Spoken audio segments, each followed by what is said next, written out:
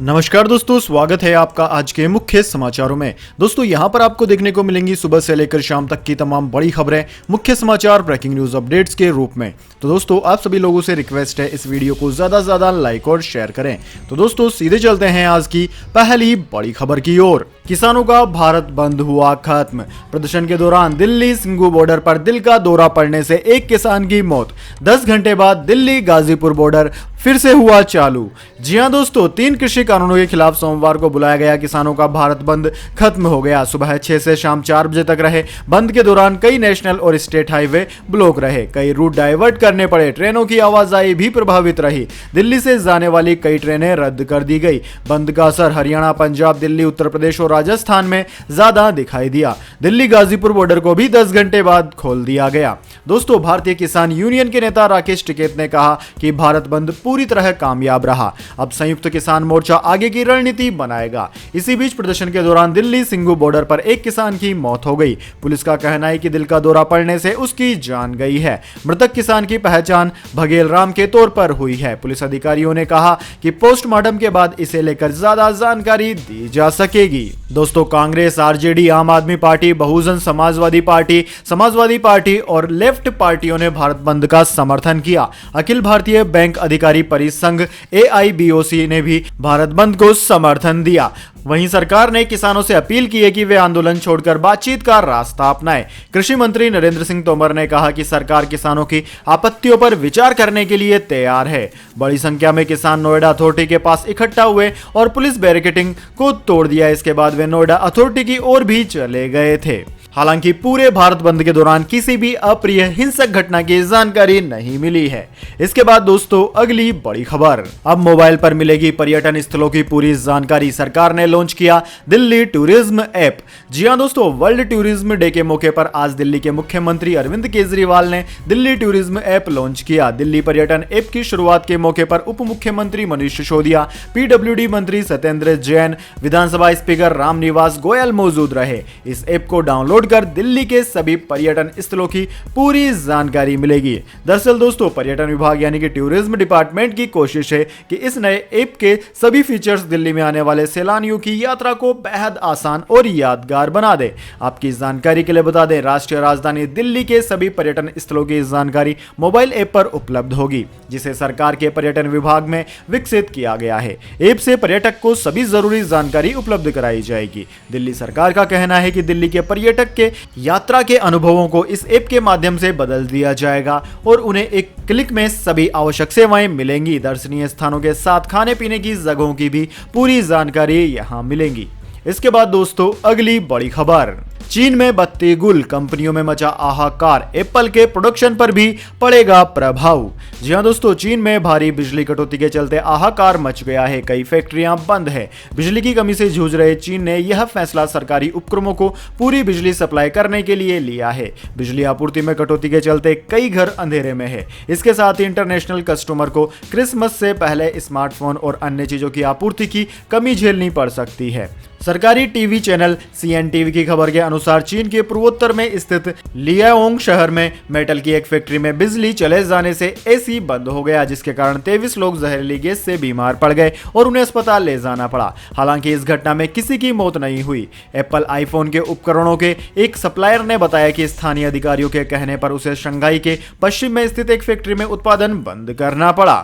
इसके बाद दोस्तों रुक करते हैं अगली बड़ी खबर का। प्रधानमंत्री नरेंद्र मोदी ने सरकारी कार्यालयों को दिया 31 अक्टूबर तक का टाइम, सभी पेंडिंग फाइल्स निपटाने के दिए निर्देश। जी हां दोस्तों, प्रधानमंत्री नरेंद्र मोदी के निर्देश पर सरकारी कार्यालयों में अगले महीने से एक अनोखी स्वच्छता मुहिम चलाई जाएगी। अनोखी इस लिहाज से है कि ये साफ सफाई, लंबित शिकायतों, पुरानी अनचाही फाइलों के निपटान से जुड़ी होगी। इसके अलावा संसद में दिए गए आश्वासनों को संबंधित मंत्रालयों को 31 अक्टूबर से पहले पूरा करना होगा। इंडियन एक्सप्रेस की रिपोर्ट के मुताबिक इस संबंध में कैबिनेट सचिवालय की तरफ से सभी मंत्रालयों और विभागों को एक पत्र भी लिखा गया है, जिसके आधार पर सभी 13 सितंबर से जरूरी जानकारी जुटाने में लग गए हैं। सीधे शब्दों में कहें तो अक्टूबर से शुरू होने वाली इस स्वच्छता मुहिम की तैयारी हो रही है ताकि डेडलाइन से पहले सभी काम निपटा लिए जाएं।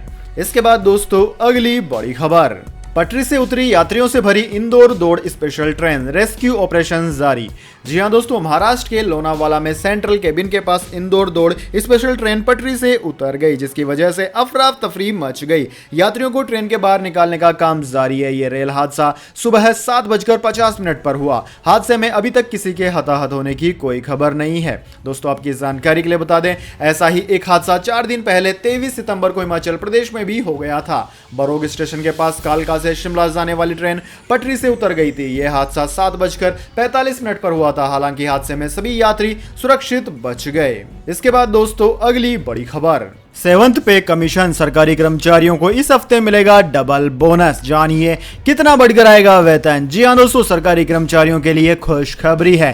केंद्र सरकार ने महंगाई भत्ता, महंगाई राहत, हाउस रेंट अलाउंस में बढ़ोतरी के बाद केंद्रीय कर्मचारियों को इस हफ्ते एक और तोहफा देने का ऐलान कर दिया है। दरअसल दोस्तों, सरकार ने कोरोना संकट के बीच अस्थायी तौर पर रोके गए 1.5 साल के महंगाई भत्ते का एरियर कर्मचारियों को नहीं दिया है। ऐसे में सितंबर 2021 के दौरान केंद्रीय कर्मचारियों को थोड़ी राहत मिलने की उम्मीद जगी है। सितंबर महीने में सरकारी कर्मचारियों को डबल बोनस मिल सकता है। आपकी जानकारी के लिए बता दें, सरकार ने लाखों कर्मचारियों का डीए बढ़ाकर 28% कर दिया है। साथ ही हाउस रेंट अलाउंस भी बढ़ा दिया है। केंद्र सरकार ने आदेश जारी करते हुए कहा कि सरकारी कर्मचारियों के बेसिक वेतन के आधार पर हाउस रेंट अलाउंस और डीए में बढ़ोतरी की जाए। नियमों के मुताबिक डीए 25% से ज्यादा होने पर एचआरए में बढ़ोतरी करनी होती है। इसलिए केंद्र सरकार ने एचआरए को बढ़ाकर 27% करने का फैसला किया है। व्यय विभाग की ओर से 7 जुलाई 2017 को जारी आदेश में कहा गया था कि जब डीए 25% से ज्यादा हो जाएगा तो एचआरए भी संशोधित किया जाएगा। ऐसे में 1 जुलाई 2021 से महंगाई भत्ता बढ़कर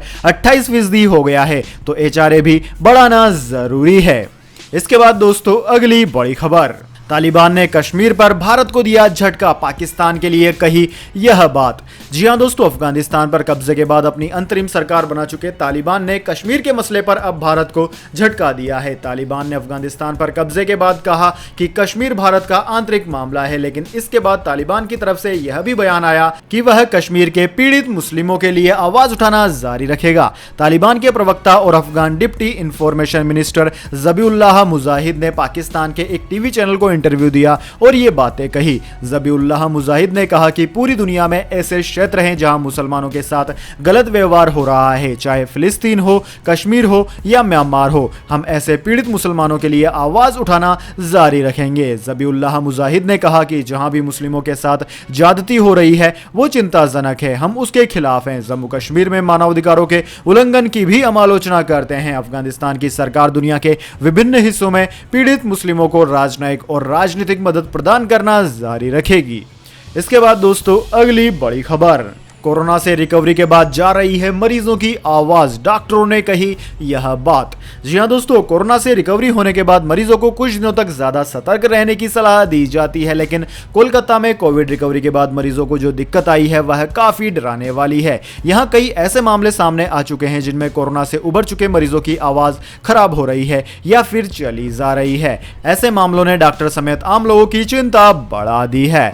दोस्तों, टाइम्स ऑफ इंडिया की खबर के मुताबिक डॉक्टर इस समस्या को अस्थायी मान रहे हैं और उनका कहना है कि कुछ दिन बाद ऐसे मरीजों की आवाज फिर से वापस आ जाती है। एक्सपर्ट्स का कहना है कि काफी हफ्तों तक आवाज नहीं निकलने के चलते आवाज में दिक्कत हो सकती है, लेकिन कोरोना से ही इसका सीधा संबंध हो यह जरूरी नहीं। एक्सपर्ट्स के मुताबिक गले में इंफेक्शन की वजह से भी गला बंद होने की समस्या आ सकती है। डॉक्टरों ने बताया कि कोरोना से जूझते हुए मरीजों के रेस्पिरेटरी सिस्टम पर असर पड़ता है। आमतौर पर कोविड लोअर रेस्पिरेटरी सिस्टम को प्रभावित करता है, लेकिन कई मामलों में संक्रमण की वजह से अपर रेस्पिरेटरी सिस्टम पर भी बुरा असर पड़ा है। ऐसे में गले में सूजन या इन्फेक्शन के चलते मरीजों का गला चोक हो जाता है और उनकी आवाज जा सकती है। कोरोना से रिकवरी के बाद शुरुआती 3 हफ्ते से लेकर अगले 3 महीनों तक आवाज की समस्या हो सकती है। इसके बाद दोस्तों, अगली बड़ी खबर, नीट परीक्षा का सिलेबस अंतिम समय बदलने पर सुप्रीम कोर्ट की केंद्र सरकार को फटकार, कहा युवा डॉक्टरों को फुटबॉल मत समझिए। जी हां दोस्तों, सुप्रीम कोर्ट ने National Eligibility cum Entrance Test यानी कि नीट पीजी सुपर स्पेशलिटी परीक्षा 2021 का सिलेबस अंतिम समय बदलने के मामले पर केंद्र सरकार को कड़ी फटकार लगाई है। सोमवार को कोर्ट ने कहा कि सत्ता के खेल में युवा डॉक्टरों को फुटबॉल न समझना चाहिए। कोर्ट ने अगले सोमवार तक केंद्र सरकार से इस मामले में जवाब मांगा है। साथ ही इस संबंध में अधिकारियों की एक बैठक बुलाने के भी निर्देश दिए हैं। दोस्तों, छात्रों का दावा है कि सरकार ने नीट पीजी सुपर स्पेशलिटी परीक्षा 2021 का सिलेबस परीक्षा के 2 महीने पहले बदल दिया। इसके विरोध में 41 पीजी क्वालिफाइड डॉक्टरों ने सुप्रीम कोर्ट में याचिका दायर कर दी है। स्टूडेंट्स ने यह भी दावा किया है कि 2018 में पैटर्न सामान्य चिकित्सा से 40% और सुपर स्पेशलिटी से 60% आया था, जबकि इस बार अंतिम समय में बदलाव कर दिया गया। इसमें सामान्य चिकित्सा से 100% प्रश्न पूछे गए थे। इसके बाद दोस्तों, अगली बड़ी खबर, एमपी की विधायक ने बताया रिश्वत का गणित। विधायक रामबाई बोली, आटे में नमक बराबर रिश्वत चलती है। 1.25 लाख के पीएम आवास पर 1500 लेना ठीक, 10,000 लेना गलत। जी हां दोस्तों, बयानों की वजह से अक्सर चर्चा में रहने वाली मध्य प्रदेश के पतरिया से विधायक रामबाई एक बार फिर सुर्खियों में है। दरअसल दोस्तों, बसपा से विधायक चुनी गई रामबाई से दमोह में लोगों ने रिश्वत लिए जाने की शिकायत की, तो वे कार्रवाई करने के बजाय पंचायत के आरोपी कर्मचारियों को भ्रष्टाचार का गणित समझाने लगी। कहा कि 1,000 रुपए तक की रिश्वत लेने में कोई बुराई नहीं, आटे में नमक बराबर रिश्वत चलती है। उन्होंने कहा कि 1,500 की घूस लेना समझ में आता है, लेकिन 10,000 लेना गलत है। हमें पता है कि सब कुछ अंधेर नगरी चौपट राजा चल रहा है, लेकिन इतना भ्रष्टाचार ठीक नहीं है। दरअसल दोस्तों, एमएलए के पास कुछ दिन पहले सतुआ गांव के लोग रोजगार सहायक और सचिव की शिकायत लेकर पहुंचे थे। आरोप था कि पीएम आवास के नाम पर दोनों हजारों रुपए वसूल रहे हैं। इसके बाद विधायक रविवार शाम सतुआ पहुंची और जन चौपाल लगाई। इसमें रोजगार सहायक रंजन तिवारी और सचिन नारायण चौबे को भी बुलाया गया। ग्रामीणों ने विधायक के सामने ही सहायक और सचिव पर वसूली के आरोप लगाए। किसी ने 5,000, किसी ने 8,000, तो किसी ने 10,000 रुपए तक लेने की बात कही। शिकायत सुन विधायक ने कहा कि थोड़ा बहुत तो चलता है, लेकिन हजारों रुपए किसी गरीब से ले लेना गलत है। यदि 1,000 रुपए भी ले लेते हैं तो कोई आपत्ति नहीं थी, लेकिन 1.25 लाख के घर में 5 से 10,000 रिश्वत लेना बहुत गलत है। यानी कि यहां पर विधायक साहिबा कह रही हैं कि आप रिश्वत ले सकते हैं, लेकिन थोड़ी ही लीजिए। इसके बाद दोस्तों, अगली बड़ी खबर, पूर्वी लद्दाख में एलएसी के पास स्थिति मजबूत करने में जुटा है चाइना। सैटेलाइट इमेज से सामने आई जानकारी।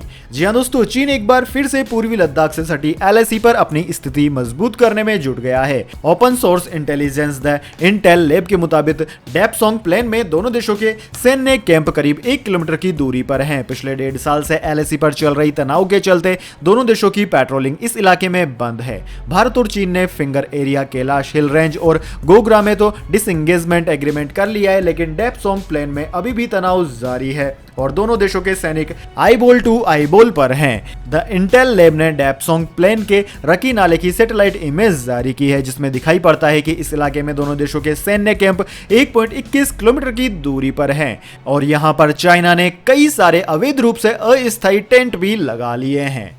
इसके बाद दोस्तों, अगली बड़ी खबर, अपने ही लड़ाकों की मौज मस्ती से तंग आया तालिबान, जारी किया फरमान। जी हां दोस्तों, तालिबान अफगानिस्तान में रह रहे लोगों की सामान्य लाइफस्टाइल पर तो अपने नियम और फरमान थोप ही रहा है, वहीं तालिबान का प्रशासन अपने ही लड़ाकों के लिए भी सख्त चेतावनियां जारी कर रहा है। रिपोर्ट के मुताबिक तालिबान ने अपने लड़ाकों को चेतावनी दी है कि टूरिस्ट स्पॉट्स पर जाकर ना तो एंजॉय किया जाए और ना ही सेल्फी क्लिक कर सोशल मीडिया पर पोस्ट की जाए, क्योंकि ऐसा करना इस आतंकी संगठन की इमेज के लिए खतरनाक हो सकता है। वॉल स्ट्रीट जर्नल की रिपोर्ट के मुताबिक जब तालिबानी लड़ाके ड्यूटी पर नहीं होते हैं, तब वे हाथ में बंदूक लिए पिकनिक के लिए जाते हैं या फिर अम्यूजमेंट्स पार्क में घूमते हैं। अफगानिस्तान के दूसरे हिस्सों से भी कई तालिबानी लड़ाके काबुल आ रहे हैं और इस जगह पर मौजूद टूरिस्ट पैलेस का मजा उठा रहे हैं। हालांकि तालिबान के शीर्ष नेतृत्व को यह रास नहीं आ रहा है। यही कारण है कि तालिबान के रक्षा मंत्री मोहम्मद याकूब ने अपने लड़ाकों को फटकार लगाई है। मोहम्मद याकूब ने अपने लड़ाकों के साथ बातचीत में कहा कि तुम्हें जो काम दिया गया है तुम्हें उसी पर फोकस करना है। तुम हमारे स्टेटस और इमेज को बर्बादियों की तरफ ले जा रहे हो। हमारा ये रुतबा और ओहदा जो सैकड़ों शहीदों के बलिदान के बाद हमें मिला है, इसे तुम खराब करने की कोशिश मत करो। उन्होंने खास तौर पर लड़ाकों को चेतावनी दी जो अपनी तस्वीरें सोशल मीडिया पर पोस्ट कर रहे हैं। इसके बाद दोस्तों जान लेते हैं पूरी दुनिया और भारत में क्या है कोरोना महामारी की ताज़ा स्थिति। सबसे पहले दोस्तों बात करते हैं पूरी दुनिया की। तो दोस्तों पूरी दुनिया में इस वक्त तक इस महामारी से संक्रमितों का आंकड़ा 21,94,56,000 को पार कर गया है, जबकि दोस्तों इस महामारी से मरने वालों की संख्या 45,47,000 के पार है। इस महामारी से सर्वाधिक प्रभावित देशों की बात की जाए तो उनमें America, India, Brazil, United kingdom, Russia, Turkey, France, Iran, Argentina आदि देशों का नाम आता है। इसके बाद दोस्तों दोस्तों बात कर लेते हैं क्या है भारत के हालात, लेकिन उससे पहले मेरी आपसे एक छोटी सी रिक्वेस्ट है। अगर दोस्तों आपको अभी तक हमारी न्यूज़ पसंद आई है तो इसे एक छोटा सा लाइक ज़रूर दे दें, और अगर आपको पसंद नहीं आई है तो बेशक आप डिसलाइक भी कर सकते हैं, लेकिन दोस्तों लाइक और डिसलाइक ज़रूर कीजिए, क्योंकि दोस्तों यही हमारी मेहनत का फल होता है और इसी से हमें पता चलता है कि आपको हमारी वीडियोज़ पसंद आ रही है या नहीं। तो दोस्तों जल्दी से जान लेते हैं क्या है भारत के हालात। दोस्तों भारत में इस वक्त तक इस महामारी से संक्रमितों का आंकड़ा 3,36,78,000 को पार कर गया है, जबकि दोस्तों इस महामारी से मरने वालों की संख्या 4,47,000 के पार है। भारत में सर्वाधिक प्रभावित राज्यों की बात करें तो महाराष्ट्र, केरला, कर्नाटक, तमिलनाडु, आंध्र प्रदेश, उत्तर प्रदेश, वेस्ट बंगाल, दिल्ली, ओडिशा, छत्तीसगढ़, राजस्थान, गुजरात, मध्य प्रदेश आदि राज्यों का नाम आता है। फिलहाल सबसे ज्यादा प्रभावित राज्य केरला है। केरला में हर रोज लगभग 15 से 20,000 के बीच में नए केस सामने आ रहे हैं। इसके बाद दोस्तों अगली बड़ी खबर, गोल्ड सिल्वर प्राइस टुडे। सोने चांदी की कीमतों में हुआ बदलाव, जान लीजिए क्या है ताजा दाम। दोस्तों सोने और चांदी के खरीदने का आपके लिए अच्छा मौका है, क्योंकि कीमतें काफी कम हो गई है। हालांकि राष्ट्रीय राजधानी दिल्ली में सोना मामूली रूप से यानी कि 35 रुपए बढ़कर 45,110 रुपए प्रति 10 ग्राम हो गया, जबकि चांदी की बात की जाए तो चांदी भी मामूली यानी कि 338 रुपए बढ़कर 59,138 रुपए प्रति किलोग्राम पर है। हालांकि दोस्तों ये दोनों ही धातुएं अपने ऑल टाइम हाई से काफी नीचे है। अंतर्राष्ट्रीय बाजार की बात की जाए तो अंतर्राष्ट्रीय बाजार में सोना $1755 प्रति औंस, जबकि चांदी $22.60 प्रति औंस पर सपाट कारोबार कर रही है। इसके बाद दोस्तों अगली बड़ी खबर, पेट्रोल डीजल प्राइस टुडे। आज फिर बढ़ गए डीजल के दाम, 4 दिन में 70 पैसे का हो गया है इजाफा। जी हां दोस्तों, पिछले 3 दिनों से लगातार डीजल की कीमतों में बढ़ोतरी की जा रही है। सरकारी तेल कंपनियों ने डीजल के रेट 25 पैसे बढ़ा दिए, जबकि पेट्रोल की कीमतें स्थिर है। पिछले 4 दिन में डीजल की कीमतें 70 पैसे बढ़ गई है। देश भर में पेट्रोल डीजल की कीमतें रिकॉर्ड स्तर पर है। इंडियन ऑयल कॉर्पोरेशन IOCL के अनुसार राष्ट्रीय राजधानी दिल्ली में पेट्रोल लगातार 22वें दिन 101.19 रुपए प्रति लीटर पर स्थिर रहा, जबकि डीजल का रेट 25 पैसे प्रति लीटर के उछाल के बाद 89 रुपए 32 पैसे प्रति लीटर पहुंच गया है। दोस्तों देश भर में बीते 4 दिनों में डीजल के दाम में 3 बार बढ़ोतरी होने के साथ कीमत 70 पैसे प्रति लीटर बढ़ गई है। भारतीय तेल कंपनियों ने हाल ही में 24 सितंबर को 20 पैसे जबकि 26 सितंबर को 25 पैसे प्रति लीटर की बढ़ोतरी की थी। इसके बाद दोस्तों अगली बड़ी खबर, IPL 2021 जडेजा ने पहले 5 गेंद में 21 रन ठोक CSK को जिताया, फिर बेटी को दिया खास तोहफा। जी हां दोस्तों, IPL 2021 के दूसरे हाफ में चेन्नई सुपर किंग्स की जीत का सिलसिला लगातार जारी है। धोनी की टीम लगातार 3 मैच जीतकर पॉइंट्स टेबल में टॉप पर पहुंच गई है। हर मैच में टीम के लिए कोई नया खिलाड़ी मैच विनर बनकर उभर रहा है। पहले मैच में ऋतु गायकवाड़ और डेवन ब्रो ने टीम को जीत दिलाई, तो दूसरे मुकाबले में शीर्ष 4 बल्लेबाजों ने अच्छी पारी खेल टीम की झोली में जीत डाल दी। रविवार को कोलकाता नाइट राइडर्स के खिलाफ हुए मैच में रविंद्र जडेजा हीरो बनकर उभरे। उन्होंने प्रसिद्ध कृष्णा के ओवर की 5 गेंद में 21 रन ठोककर चेन्नई को तीसरी जीत दिलाई। बल्ले के साथ साथ उन्होंने इस मुकाबले में गेंद से भी कमाल दिखाया और 4 ओवर में 20 रन देकर 1 विकेट लिया। इसी प्रदर्शन की वजह से जडेजा को मैन ऑफ द मैच चुना गया। दोस्तों CSK की जीत के हीरो जडेजा ने मैच के बाद जो काम किया वो फैंस को काफी पसंद आ रहा है। रविवार को इंटरनेशनल डॉटर्स डे था, ऐसे में धोनी के इस खास सिपाही ने अपना man of the match award बेटी को समर्पित किया। इससे जुड़ी उनकी एक तस्वीर CSK ने अपने आधिकारिक ट्विटर अकाउंट पर शेयर की। इस तस्वीर में जडेजा अपनी बेटी निधान्या के साथ खड़े नजर आ रहे हैं, लेकिन दोनों के बीच कांच की दीवार है। इसके बाद दोस्तों अगली बड़ी खबर, स्विट्जरलैंड में समलैंगिक विवाह को मिली मंजूरी, मनाया जश्न। जी हां दोस्तों, स्विट्जरलैंड में रविवार को समलैंगिक विवाह पर लोगों की राय जानने के लिए एक जनमत संग्रह कराया गया, जिससे पता चला है कि देश की आधी से ज्यादा आबादी को इससे कोई दिक्कत नहीं है। स्विट्जरलैंड के सरकारी प्रसारकों के लिए GFS बर्न मतदाता एजेंसी ने अनुमान जारी कर बताया कि 64% लोग समलैंगिक विवाह के पक्ष में हैं, जबकि 36% इसके विरोध में दिखे। लगभग 2/3 स्विस मतदाताओं ने समलैंगिक विवाह शुरू करने की सरकार की योजना को मंजूरी दे दी। नतीजे आने के बाद समलैंगिक लोग और उनका समर्थन करने वाले जश्न मनाते दिखे। स्विट्जरलैंड की संसद और गवर्निंग फेडरल काउंसिल ने सभी के लिए विवाह नियम का समर्थन किया। इस संबंध में पहले भी जनमत संग्रह हुए थे, जिनमें लोगों ने ठोस समर्थन जताया था। दोस्तों स्विट्जरलैंड ने साल 2007 से समलैंगिक पार्टनरशिप को मंजूरी दी हुई है। समर्थकों का कहना है कि समलैंगिक जोड़ों को भी महिला पुरुष उसके समान ही अधिकार मिलने चाहिए, जैसे बच्चे को गोद लेना या नागरिकता से जुड़े अधिकार। मतदान से पहले सरकार और सांसदों ने मतदाताओं से सभी के लिए शादी का समर्थन और LGBTQ+ जोड़ों के मौजूदा असमान व्यवहार को खत्म करने का आग्रह किया था। पिछले साल देश के सांसदों ने समलैंगिक विवाह को वैध बनाने के लिए मतदान किया था, लेकिन कानून का विरोध करने वाले रूढ़िवादी नेताओं ने इस मुद्दे पर जनमत संग्रह कराने के लिए जरूरी 50,000 हस्ताक्षर जुटा लिए थे। दोस्तों, आपकी जानकारी के लिए बता दें, स्विट्जरलैंड ने 1942 में समलैंगिकता को अपराध मुक्त कर दिया था, लेकिन स्थानीय और क्षेत्रीय पुलिस के पास 1990 के दशक तक समलैंगिक रजिस्टर्ड थे। वहीं 2007 के बाद से समलैंगिक जोड़ों को साथ रहने का अधिकार भी मिल गया था, लेकिन उसे उस वक्त शादी का अधिकार नहीं दिया गया था। तो दोस्तों, यह थी आज की तमाम बड़ी खबरें। इसके बाद दोस्तों बारी आती है आज के माइंड क्यूज क्वेश्चन की। जी हाँ दोस्तों, एक आसान से सवाल का जवाब देकर आप जीत सकते हैं एक अमेजिंग सरप्राइज गिफ्ट हमारे यूट्यूब चैनल की ओर से। तो दोस्तों, आज का सवाल आपकी स्क्रीन पर आ चुका है। भारत से पाकिस्तान को अलग करने का श्रेय कौन से व्यक्ति को जाता है? जी हाँ दोस्तों, अगर आप जानते हैं उस व्यक्ति का नाम जिसने कि भारत के 2 टुकड़े करवाने में अहम भूमिका निभाई, यानी कि पाकिस्तान की स्थापना में अहम भूमिका निभाई, तो जल्दी से उस व्यक्ति का नाम कमेंट बॉक्स में लिख दीजिए। अगर दोस्तों आपका जवाब एकदम सही होता है और आप चुन ले जाते हैं लक्की विजेता के रूप में, तो आपको मिलेगा एक सरप्राइज गिफ्ट हमारे यूट्यूब चैनल की ओर से। तो दोस्तों जल्दी से अपना उत्तर कमेंट बॉक्स में लिख दीजिए, वीडियो को लाइक कर लीजिए और चैनल को सब्सक्राइब करके बेल आइकन भी दबा लीजिए। धन्यवाद। वंदे मातरम। जय हिंद, जय भारत।